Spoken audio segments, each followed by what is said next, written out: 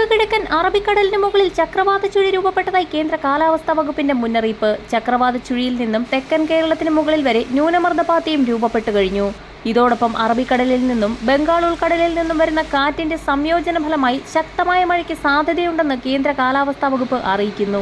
അടുത്ത 5 ദിവസം ഇടിമിന്നലോടുകൂടിയ മഴയ്ക്ക് സാധ്യതയുണ്ടെന്നാണ് കാലാവസ്ഥാ വിഭാഗം മുന്നറിയിപ്പ് നൽകുന്നത്. ശക്തമായ മഴ കണക്കിലെടുത്ത് ഇടുക്കി, പാലക്കാട്, മലപ്പുറം, വയനാട് ജില്ലകളിൽ യെല്ലോ അലർട്ട് പ്രഖ്യാപിച്ചു. ഈ ജില്ലകൾക്ക് പുറമെ കൊല്ലം, പത്തനംതിട്ട, കോട്ടയം, ആലപ്പുഴ ജില്ലകളിലും ഒറ്റപ്പെട്ടയിടങ്ങളിൽ ഇടിമിന്നലോടുകൂടിയ ശക്തമായ മഴയ്ക്കും ചില പ്രദേശങ്ങളിൽ നേരിയ മഴയ്ക്കും സാധ്യത.